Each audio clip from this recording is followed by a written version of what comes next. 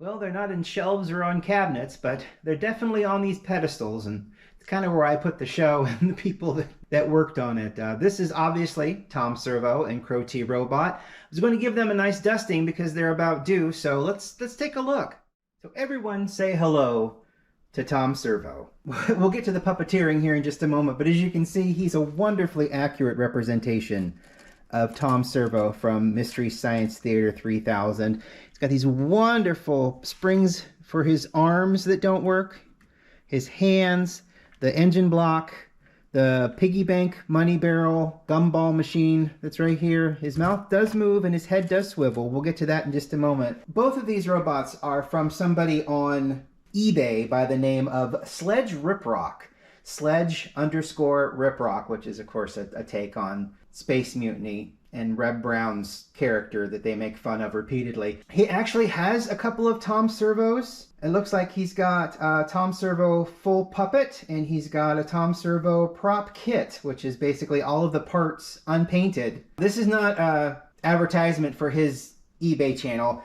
It was just such a wonderful thing that I was able to get these robots. These are vacuum-formed, handcrafted parts. The little trains down here on the bottom, those are vacuum formed. I believe that the engine block is also, as well as the barrel. The head moves on ball bearings and his mouth moves. We can actually get into that right now. Here I am. Hi. So as we can see here, we've got Tom Servo. And he's very light. Oops. Also very dangerous. As you can see here in the bottom, he has a dowel rod down here that moves his head. And he's got a cord right here that moves his mouth.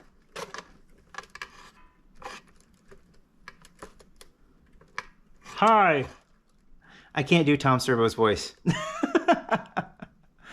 But I am very glad to be here. Who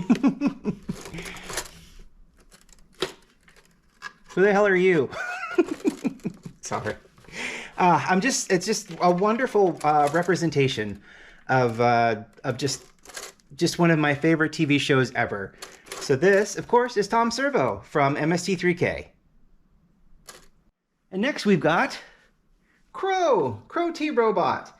He's got this wonderful stand down here that he sits on because he doesn't have legs. He does have legs, but he doesn't. But we've got this wonderful articulation here on the arms and hands. I mean, that's all manually done. It's not, there's nothing here to actually manipulate the arms like, say, a puppet from Jim Henson's The Muppets or something like that. And as you can see, we've got wonderful eye movement. He also can move his mouth. I'll have to see if I can get the dowel rod out of. So I've been able to separate him from the bottom here, which we'll go over in just a second. But yeah, so look, he's got eye movement. His head moves very, very well. And then he's got this wonderful, his spring is a little tight. It's a little tight on his mouth, but it does move. There is a ring down here to help with that, but it's wrapped up. But yeah, so you can just pull the string and his mouth moves and the string's connected right under here. And if you open his mouth, he's got that spring in there. Oh, okay, so it's like a hair tie spring. Like a hair tie, rubber hair tie. That's easily replaced, I would assume. I guess hopefully we'll never find out. But yeah, here he is up close. See if I can get him to talk here, huh? No, maybe not. While we're on Crow, and we'll go back over to Tom Servo here in just a second, But while we're on Crow, I just wanted to show off.